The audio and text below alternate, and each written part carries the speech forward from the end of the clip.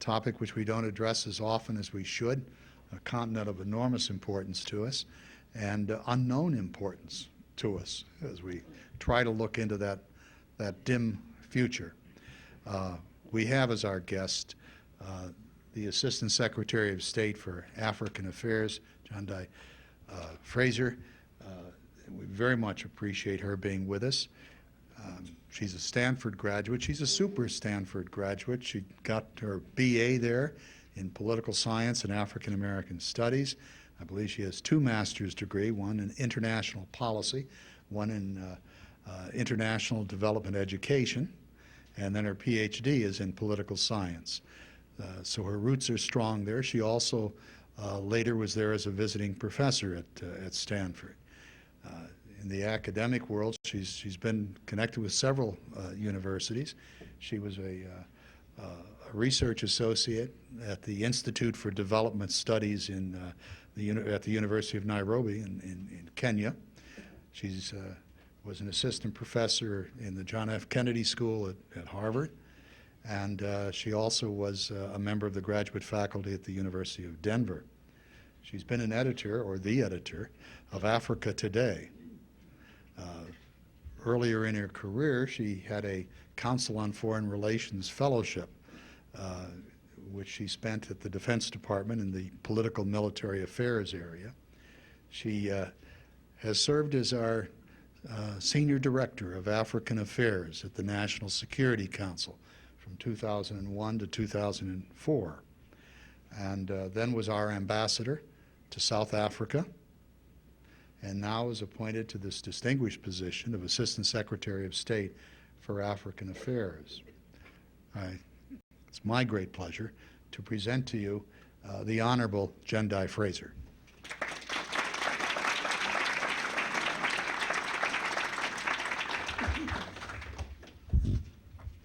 Well, thank you very much. It's a pleasure to be here, and I very much appreciate that very full introduction and presentation, Mr. Byrd. It's really a great honor to be amongst the Council on Foreign Relations, the Baltimore Council on Foreign Relations. I know how important the role you play in informing America about our foreign policy. It's really a key component of our democracy.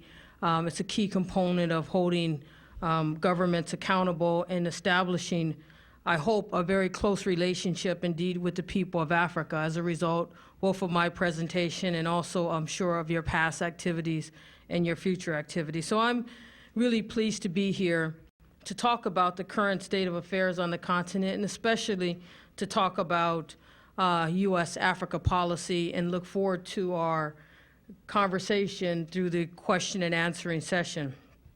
First, let me just say that in the last few years, we've seen great change on the African continent. And I think, historically speaking, that we're living in a very unique position, a very unique period of opportunity for Africa. Individuals in various corners on the continent are working on homegrown solutions to existing challenges. And the United States government, over the past 5 years, has responded with unprecedented resources and bold initiatives to actively support Africa's efforts. I think U.S.-Africa policy really is probably at the strongest that it has been in many, many, many years.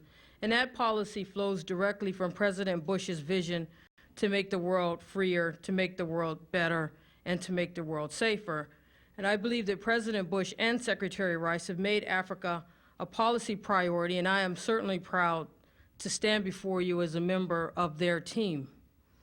I believe that the President has demonstrated his interest in the continent by traveling to the region very early on in July of 2003, by meeting with more African heads of state than any other American president, and indeed by unveiling historic Africa-focused initiatives, including the Millennium Challenge Account, the Africa Education Initiative, the President's Emergency Plan for AIDS Relief, a Global Peace Operations Initiative, a Malaria Initiative, a Women's Empowerment and Justice Initiative, and there are many others.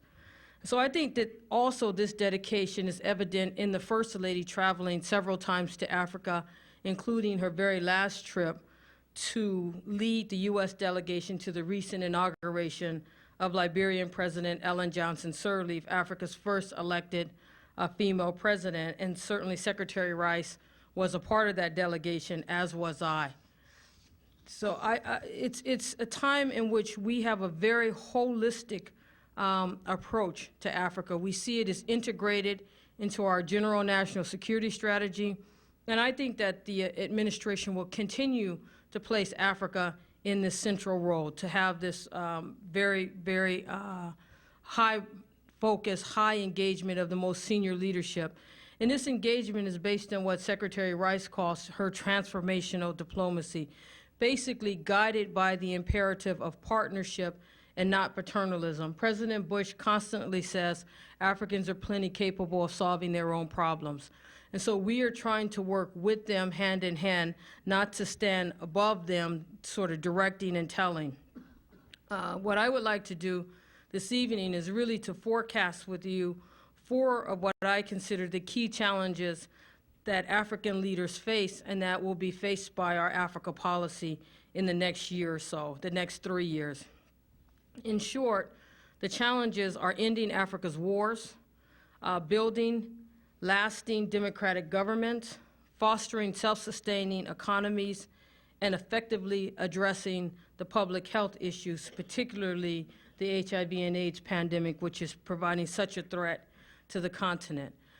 Before I go into each of those areas, I think it's important to stand back and look at what we call the 60,000 feet in terms of what the Bush administration's approach to Africa has been, our strategic approach, because I know that there have been some questions about what is our strategic, is it a humanitarian interest or what are our strategic approach to the continent? And the first thing is to recognize that there are 48 countries in sub-Saharan Africa. So it's a huge, huge continent, 54 of all of Africa, but 48 in sub-Saharan Africa. That's my portfolio. It's very difficult to say that every country is a priority.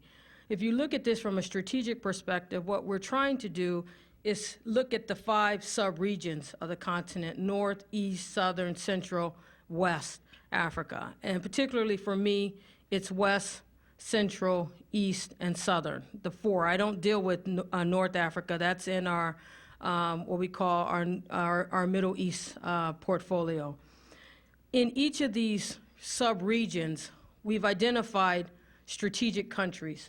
But particularly, there are 2 countries in Africa, sub-Saharan Africa, that affect American interests across the continent and outside of the continent, and that would be Nigeria and South Africa. And so we have to put a key focus on our relationship with these 2 countries. They are strategic in every sense of the word, in terms of their influence diplomatically, in terms of providing peacekeeping forces, in terms of the size of their economy. They represent over 60% of the GDP of the continent as a whole. They have serious strategic resources, from oil in Nigeria to platinum in South Africa. So these are big, influential countries. South Africa sits on the IAEA board. They have a strategic role in the non-aligned movement. So the first thing is to recognize that these 2 countries stand apart from the rest. But then when you look in each sub-region, you can identify those countries that have a major impact on their sub-region: Nigeria and West Africa, South Africa and Southern Africa, a country like Kenya in East Africa, to some degree Ethiopia and the Horn of Africa. So making sure that we try to work with these countries for progress. Secondly, we need to look at the countries that are really performing well. There are a lot of smaller countries in Africa that are doing all the right things in terms of good governance, good economic reform, just being good neighbors. Countries like Benin, which was here today, signing a $305 million compact under the Millennium Challenge account. Countries like Ghana, Senegal, Botswana, Namibia, and many others, Mozambique. These are countries that are well governed, and it behooves us in our policy to make sure that our resources support those governments, not just our dollars chasing after the crises, the countries that have humanitarian disasters because of repeated wars or conflicts. We've got to work to build as a pillar those smaller countries doing the right things. They're good reforming countries. And so that's a second component of our strategic approach, is to identify in each sub-region the good performers and place our resources within them. That's the Millennium Challenge account. And then the third is to really work with the institutions in Africa, the sub-regional organizations. In West Africa, that would be the Economic Community of West African States. In Central Africa, there's an organization called the CMAC. There's an organization, the SADC, Southern Africa Development Community in Southern Africa. There's the IGAD, the Intergovernmental Authority on Development in the Horn of Africa. And then, of course, there's the African Union as a whole. And so really trying to, East Africa Community in East Africa, trying to work with these sub-regional organizations to build freer trade, to promote peacekeeping as diplomatic mediators in conflict. So our strategic approach, just taking the big picture before we go into the specific issues and interests that America has in Africa, is to build relationships. Our strategic engagement is to build relationships with the two countries that influence all of our interests across the continent, Nigeria, South Africa, with the smaller countries doing the right thing, with the sub-regional organizations, and then with the continental organization, the African Union.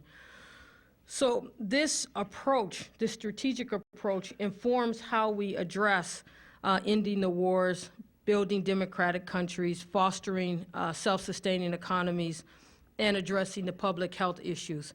When we talk about ending wars, we all know that the prerequisite for lasting progress on the African continent is to end the wars. And I firmly believe that we are on the cusp and that we can decisively end all ongoing conflicts in Africa. I do repeat, we can end all the wars in Africa.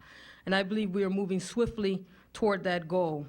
In the last 5 years, we have seen belligerents yield to negotiation in six conflict settings. Angola, it's a post-conflict country. In 2001, it was in a civil war.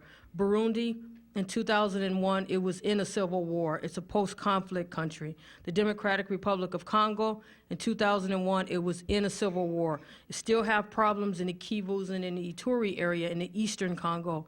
But we are indeed moving towards elections of a national government for the first time in the Democratic Republic of the Congo. In Liberia, 2001, in the midst of a civil war. As I said, it has its first elected democratic president, and that's a woman. Sierra Leone, in 2001, it was in a civil war. The United Nations peacekeepers are now out of Sierra Leone. We have a successful transition to peace in Sierra Leone. And indeed, in Sudan, we ended a 22-year civil war. We still have the problem in Darfur, and I'm sure we're going to talk a lot more about that this evening. But nevertheless, we have ended a war that went on for 22 years and killed at least 2 million people. So if from formerly divided conflict in Burundi, which now has an elected government up and running, to the Democratic Republic of the Congo, which is also laying the groundwork for its first national elections in June, we are witnessing an historical shift. The U.S. has played a central role in ending all of these wars. We've played a role that is consistent with the approach that I just outlined. We work very closely with African mediators, with the sub-regional organizations, and then multilaterally with the United Nations. And I'll just step back to give you an example in two countries. Let's take Sudan as the first case. In Sudan, we work very closely with Kenya as a lead mediator. Kenya was in there negotiating between the North and the South, the government of Sudan, as well as the SPLM rebel group. The United States played a role, obviously, with Senator Danforth as the president's special envoy, supporting, assisting the Kenyans as mediators, then working within the context of the Intergovernmental Authority on Development sub-regional organizations. The Kenyans were the mediator for the IGAD sub-region. We worked over years to get this agreement, and then now we have a UN peacekeeping mission in Southern Sudan to try to help with the implementation of the Comprehensive Peace Agreement, which was just signed at the beginning of last year. So working with a local mediator, working with the sub-regional organization, working multilaterally. I can take a second example, which is Liberia. The United States worked very closely with Ghana as the primary mediator that negotiated a peace agreement that led to a transitional government in Liberia. We worked very closely with the Economic Community of West African States, which were the peacekeepers that went in. It was indeed Nigerians who went in first into Liberia to stabilize the situation, followed very closely by American forces. Liberians took the port. The United States Marines took the airport. That allowed humanitarian assistance to flow in, and it also led to the transition to the Economic Community of West African States peacekeeping forces, which then were blue-hatted as the United Nations peacekeepers. And so we worked mediation, Ghana, sub-regional organization, then transition to a UN force, to a multilateral operation. We're doing the same, frankly, on the situation in Darfur. We're working very closely in this instance with the African Union. Dr. Salim Salim is the mediator for the peace process. We've backed the African Union peacekeepers in Darfur, and we're looking to blue hat them into a UN force. And so it's the same approach, working closely with Africans to end these wars. And as I said, I do believe we're on the cusp of ending all of them. We have Darfur that we still have to deal with. We have Eastern Congo, and we have the Côte d'Ivoire, which is not a shooting war. It's a cold war, but nevertheless, it's not yet a peace, a consolidated peace. And so we're very, very close.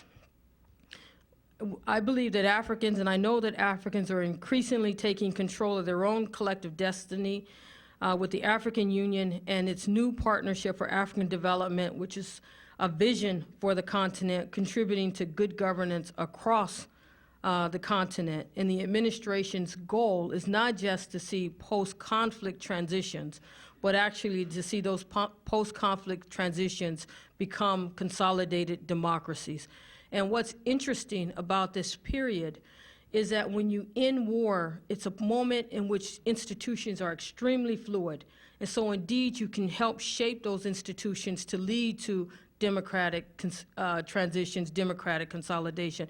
And that's our objectives. There was a time when we had set the bar pretty low, and all we wanted was to stop the wars, stop the shooting.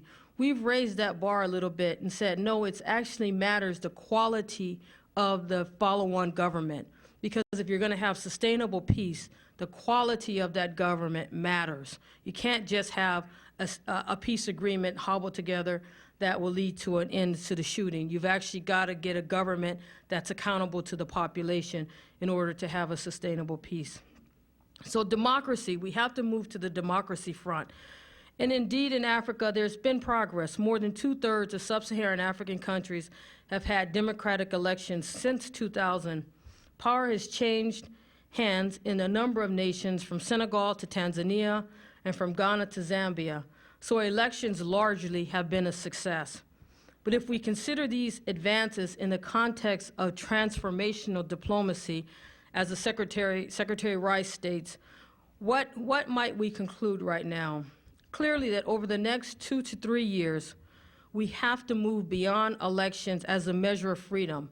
I believe that Americans should support African efforts to fortify government accountability and democratic institutions.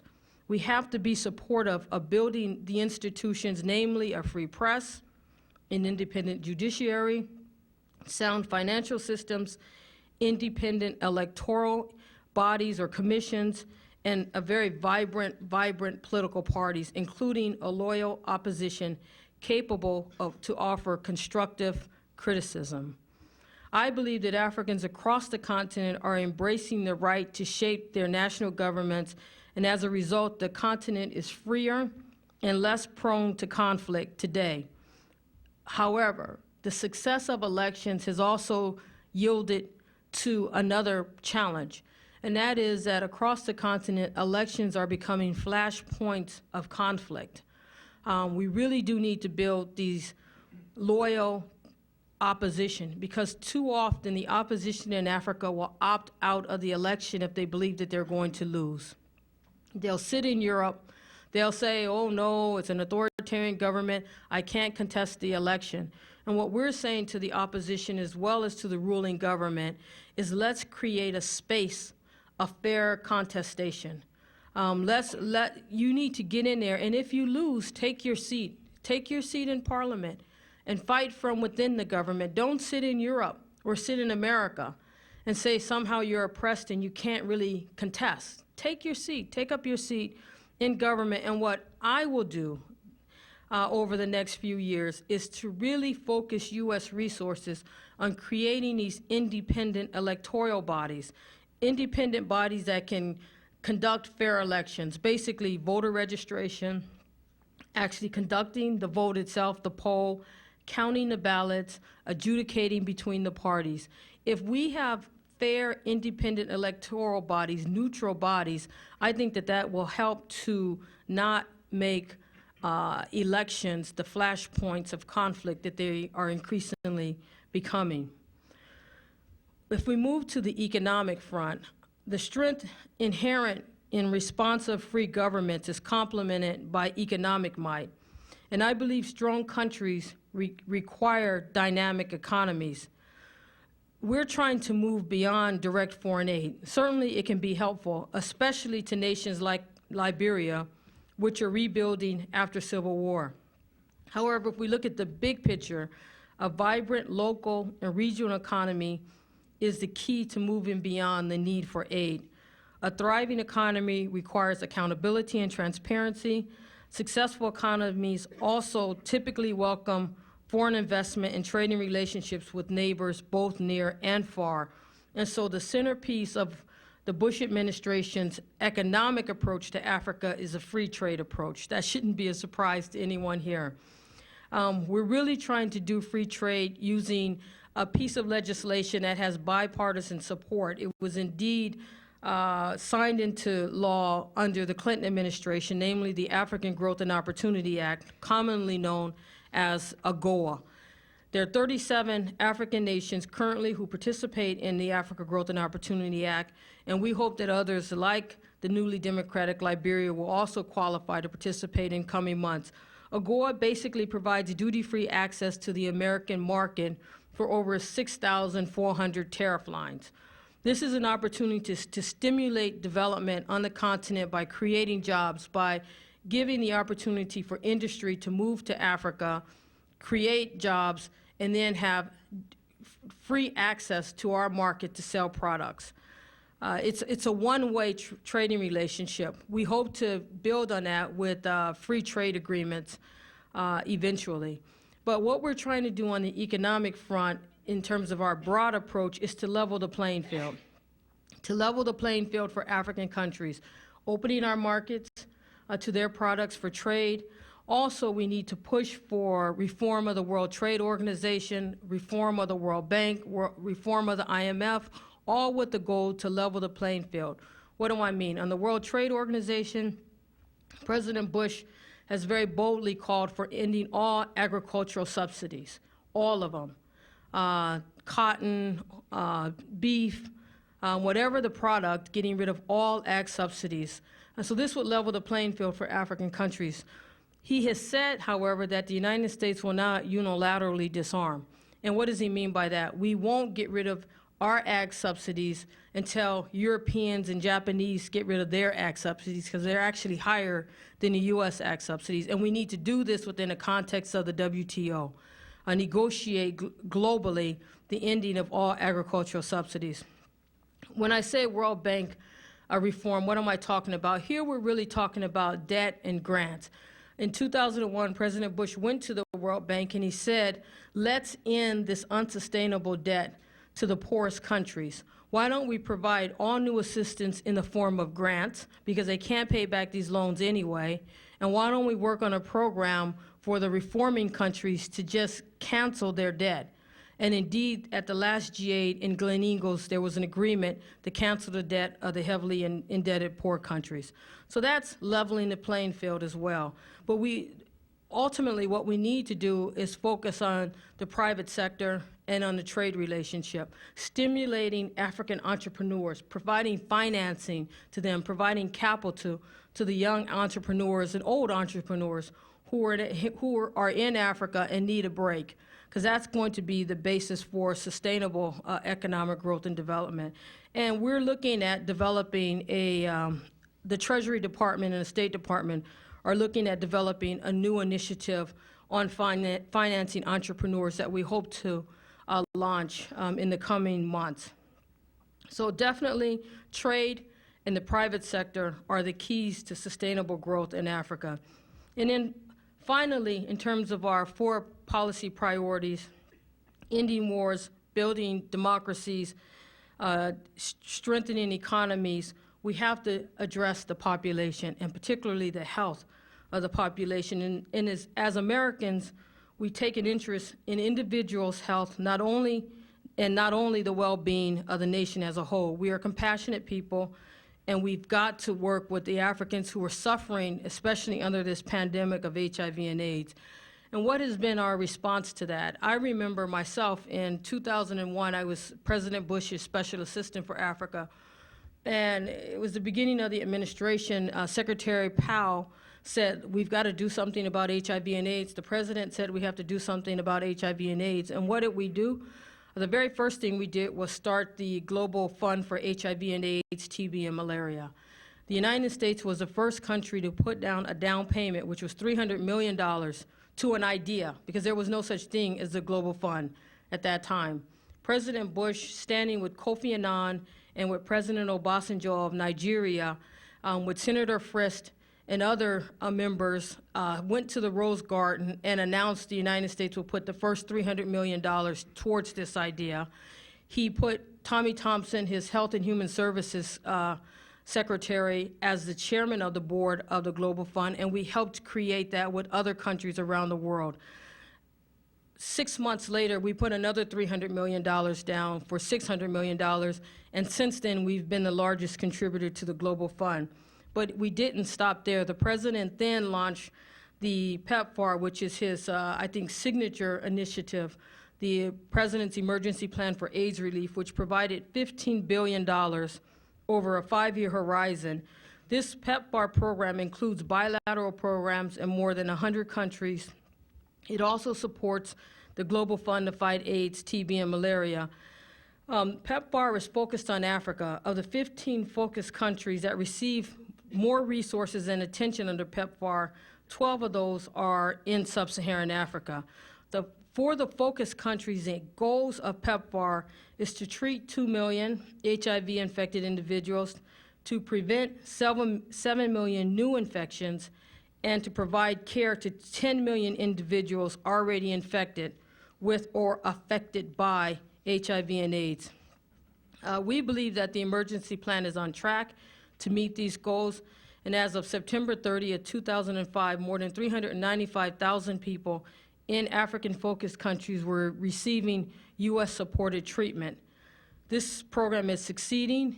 We are making a tangible difference in the lives of parents and children across Africa with the PEPFAR program. We also have the Malaria Initiative, which is providing $1.2 billion over 5 years, with the goal of decreasing malaria deaths by 50% in Africa. So again, as I said, they're very, very bold initiatives.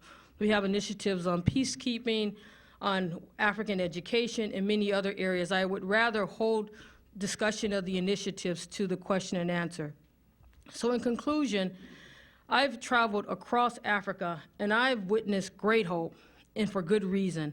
The years ahead are likely to bring improvements, both large and small, for the people of Africa. We are closer than ever before to the end of war, to democracy taking root in new places. The prospects are bright for economic growth and individual prosperity, and we are committed to turning the tide against HIV and AIDS infection. Great promise lies ahead for Africa, and the U.S. will support African efforts on that journey. The U.S. government looks forward to working in partnership with Africa's leaders to build a better future for all of the continent's people. Together, there's no doubt that we can build this better future. I know that those of you in this audience can also help. Let your congressional representatives know that the U.S. relationship with Africa is important to you. Let them know that AGOA is successful because American companies who seek out trade deals are building those relationships across the continent. Let them know that some NGOs and faith-based groups are offering capacity building and technical assistance. They're providing training. They're offering scholarships for students at all levels of education. They're out there, they're working in Africa. They're building a partnership which I believe will be the basis for us working together for Africa's brighter future. So I know we can do it. We'll create that better, we'll create that freer and that safer world. I thank you, and I look forward to any of the questions that you might have.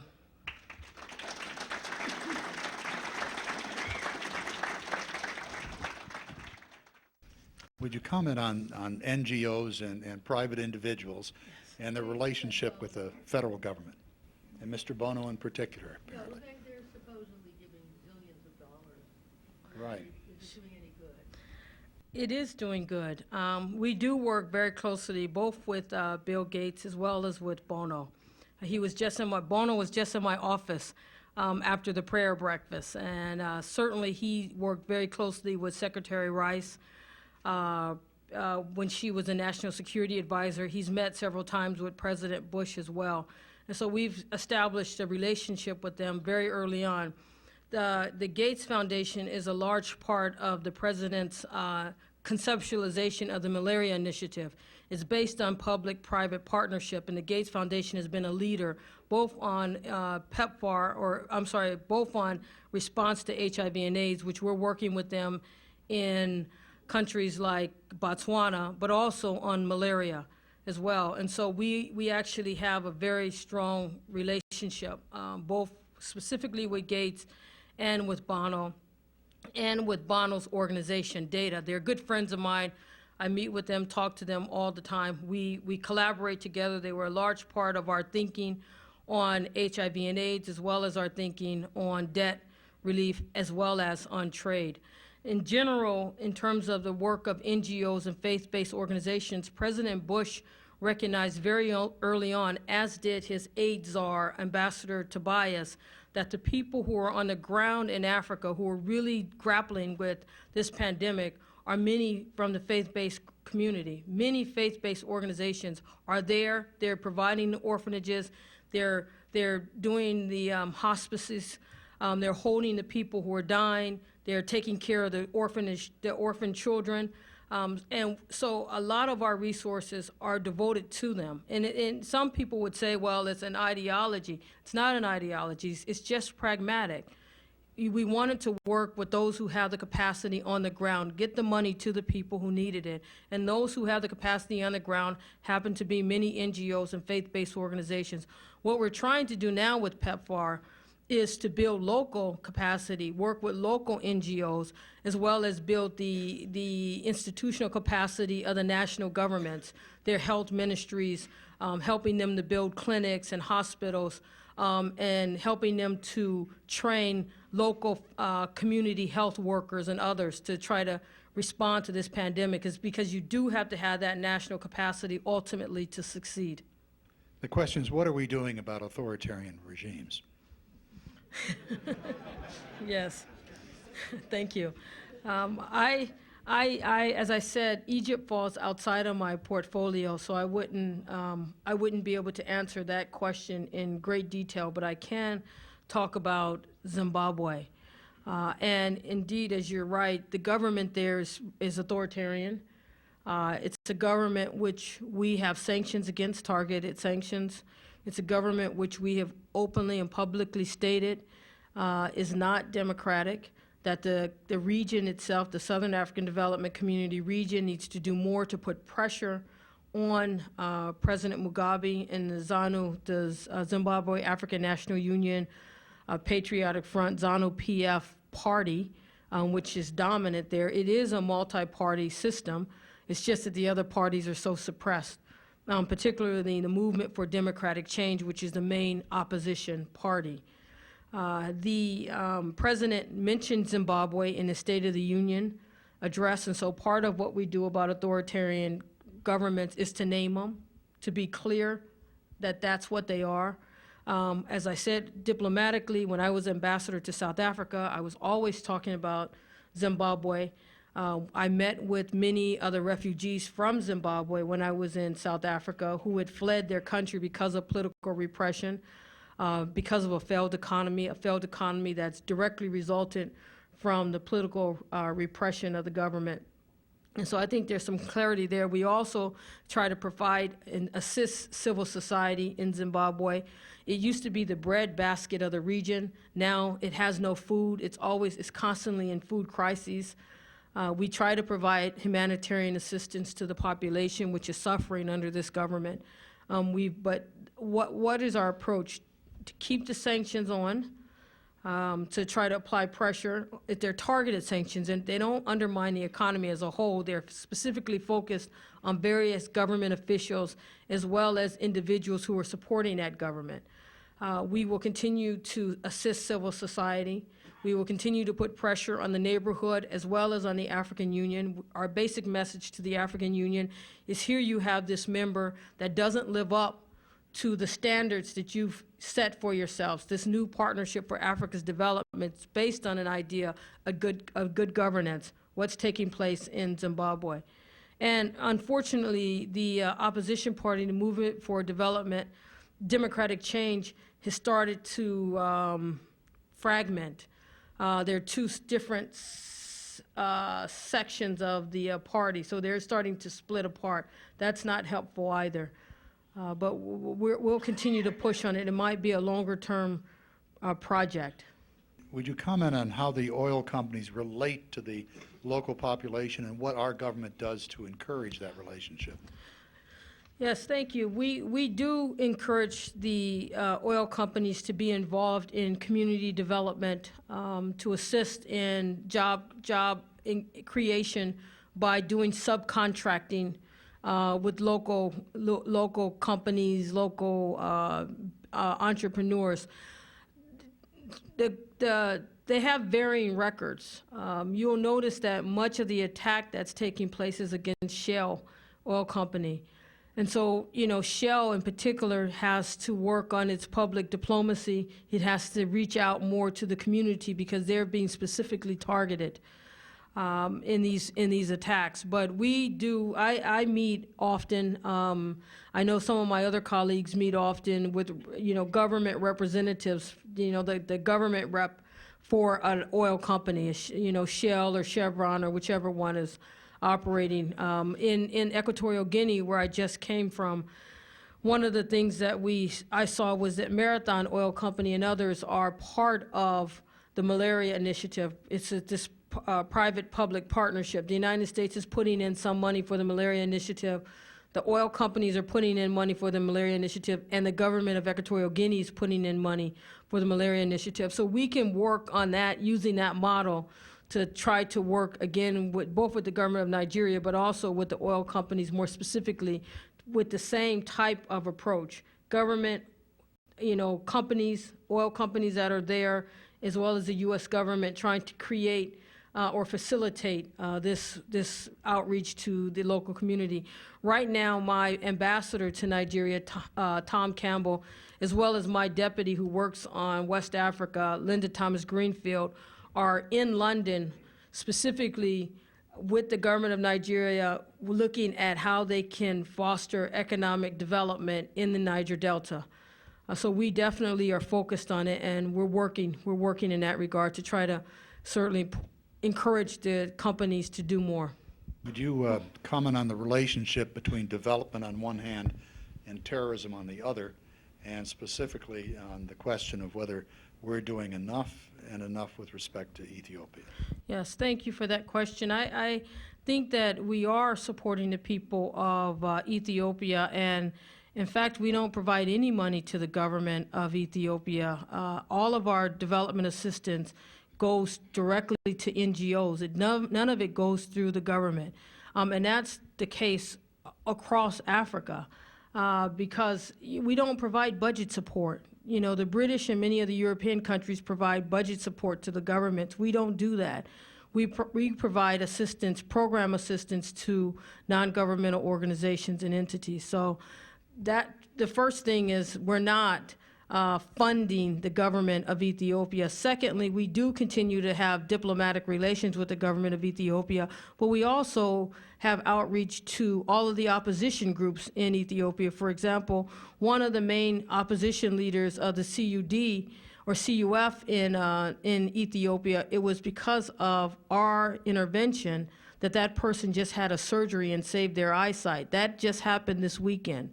And it was our charge, Vicky Huddleston, who put pressure on the government of Ethiopia to allow doctors to examine him and to provide this emergency surgery.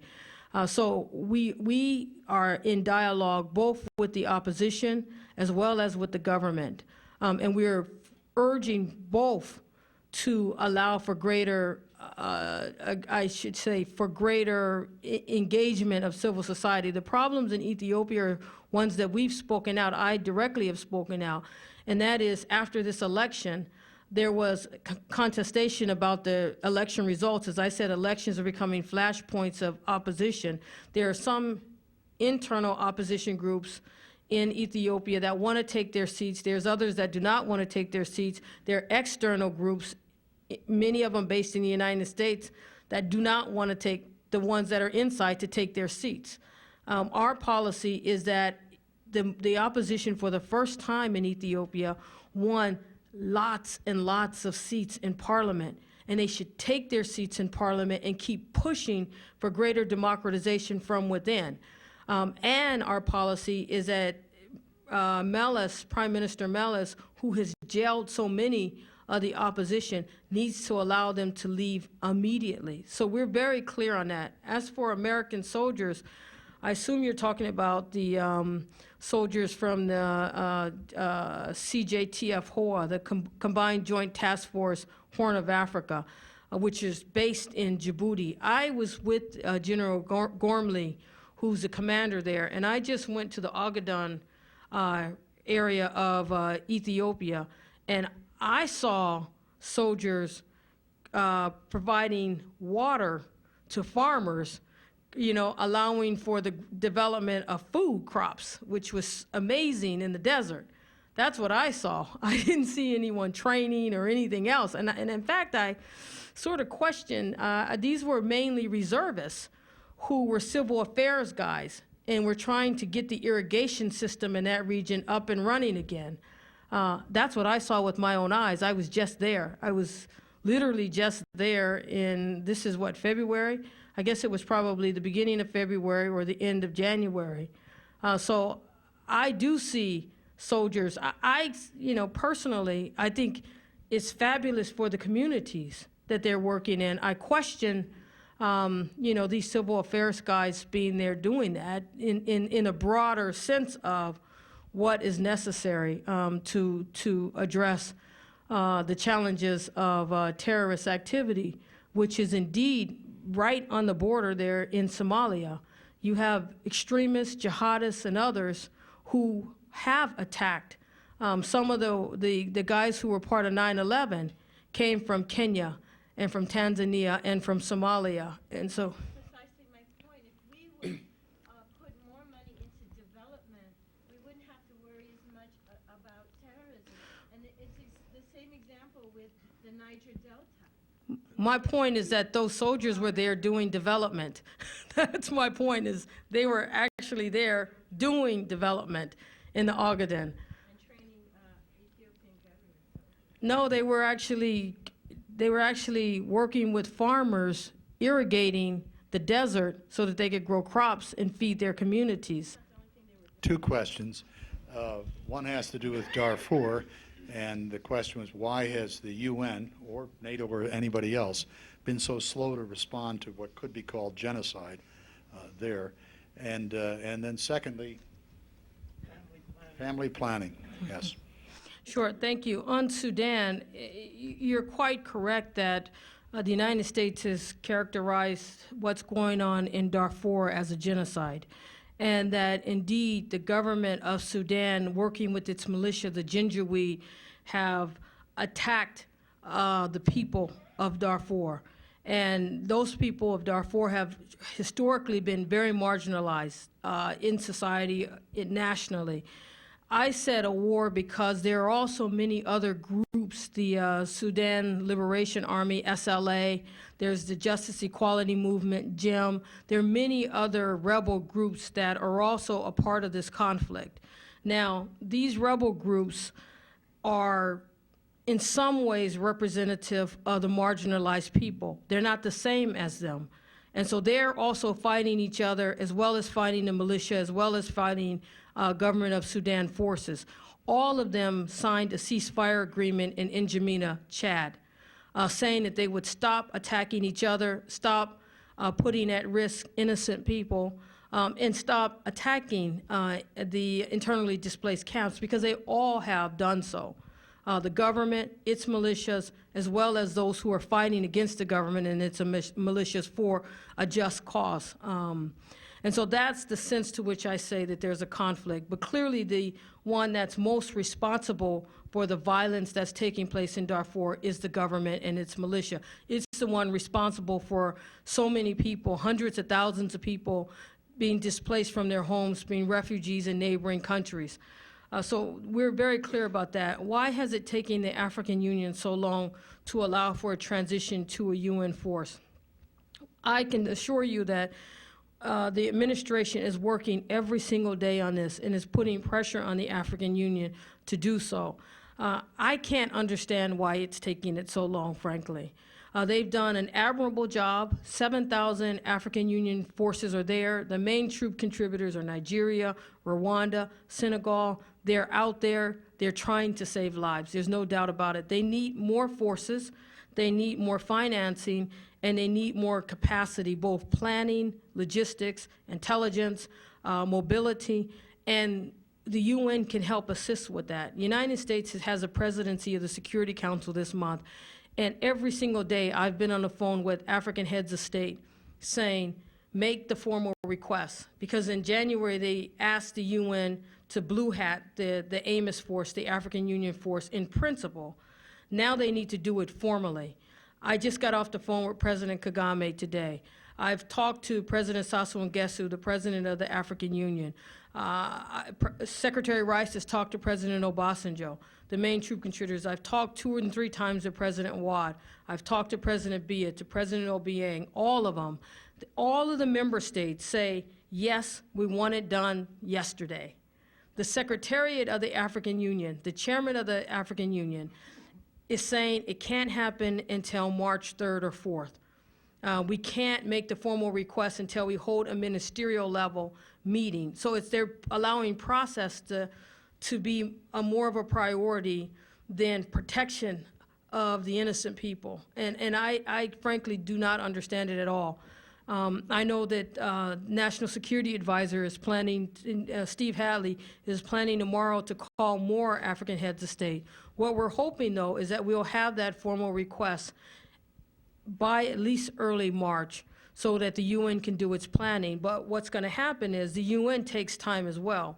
It'll probably be another 6 or 7 months before the UN forces are actually augmenting the African Union forces. And that's where President Bush has come out and said we need to find some type of bridging support for the African Union. We've got to beef up their capability while the AU comes in. While the UN does its planning and seeks more troop contributors to come in, and hopefully push them to do so very quickly. So we're working on it. It's not happening fast enough, and I can assure you that we are every single day. We have our shoulder to the wheel every single day trying to push this process forward.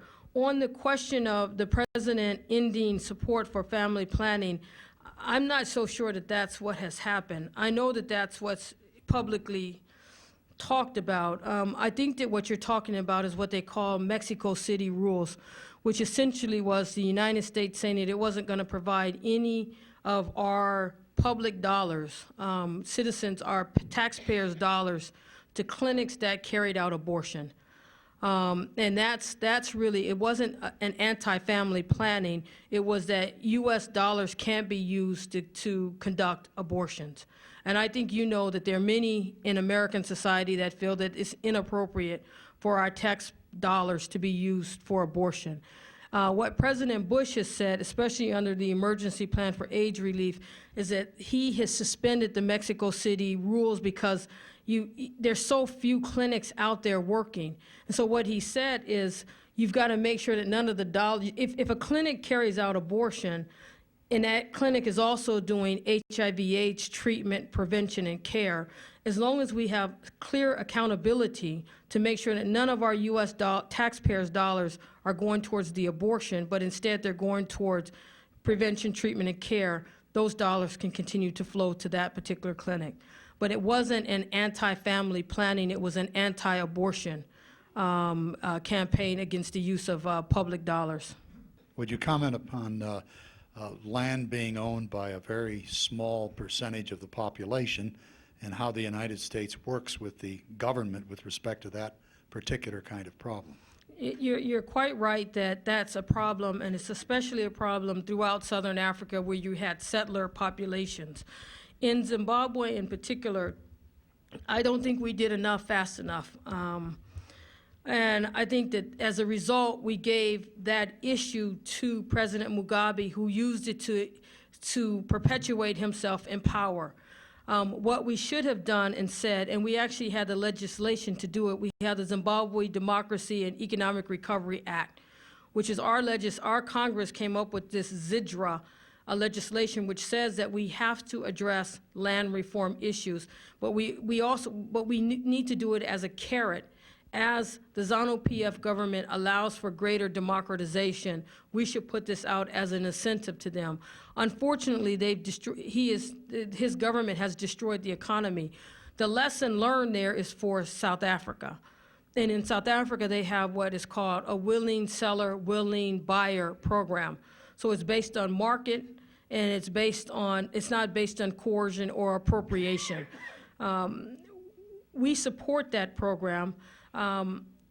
We have urged farmers in South Africa who have huge tracts of land where people are landless to sell at fair market price, not to jack up the price because the government, needs that land to settle and to resettle people who have been pushed off of it. So the South Africans, we think, are handling the land problem properly. We certainly sit with them in terms of technical assistance. We sit with farmer associations.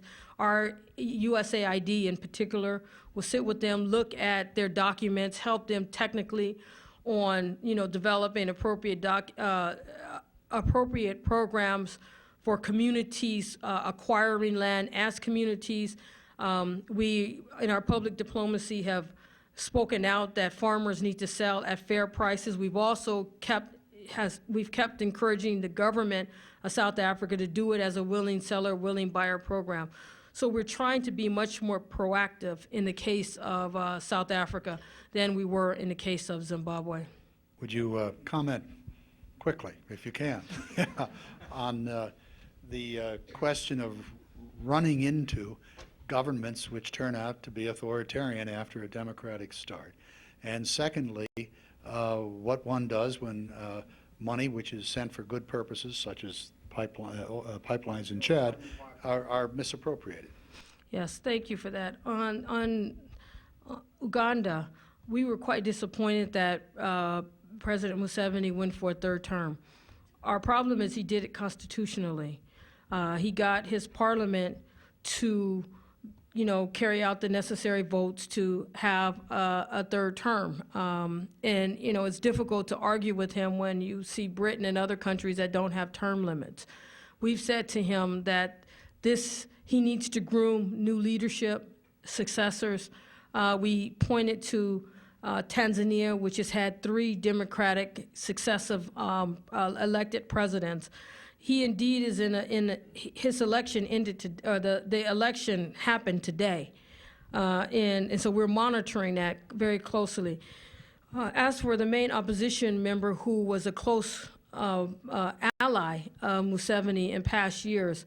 Dr. Besigye, when he was jailed, when he came home and he was jailed on the various charges that he was jailed on, we put tremendous pressure on President Museveni to let him go. In fact, we pushed Museveni to offer him a pardon, which he offered.